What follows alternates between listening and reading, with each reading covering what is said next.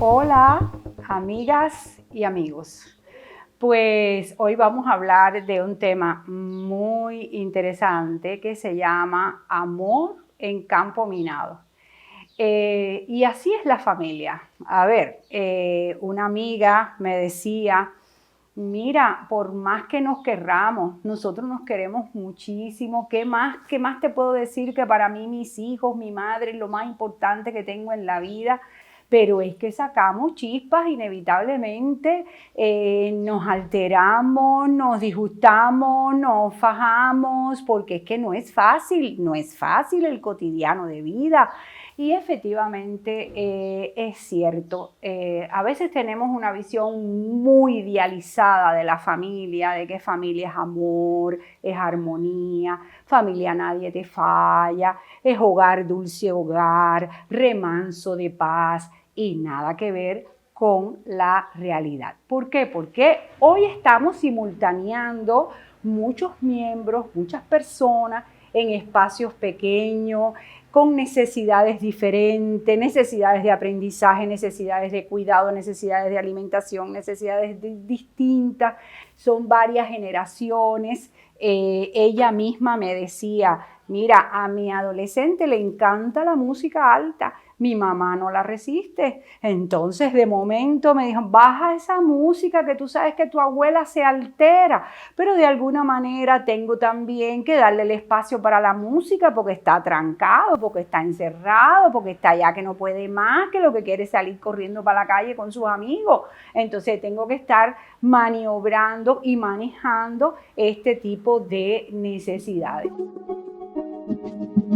Un momento con Patricia.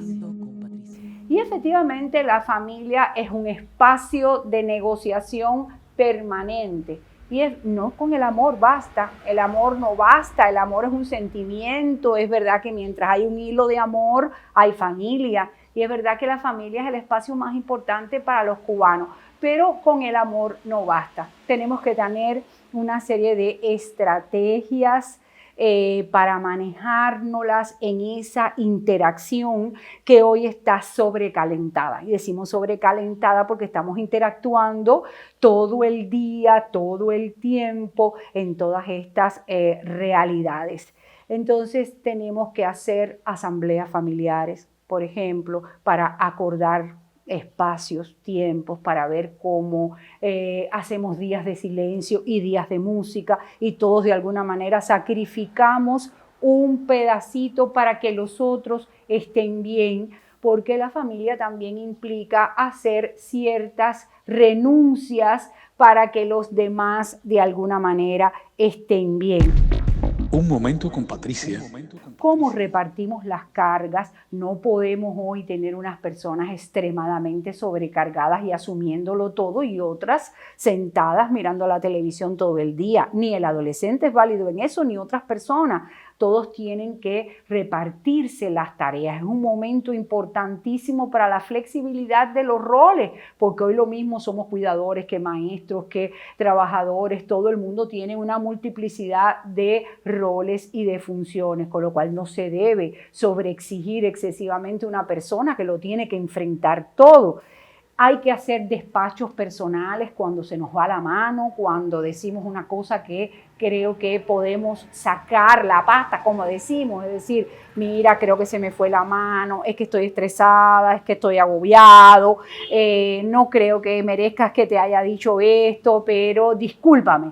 Y este tipo de cosas que son importantes reparar para que no andemos con las minas en la mano, estallen cada 5 minutos, porque una cosa importante es que la pandemia pasará, de eso no cabe duda. Volveremos a la vida supuestamente ordinaria o la que considerábamos normal, pero lo que nosotros seamos capaces de hacer hoy, lo que seamos capaces de conquistar en el hoy, en términos de clima emocional, de amor, pues va a ser favorable para no dejar heridos de guerra con nuestras bombas incendiarias.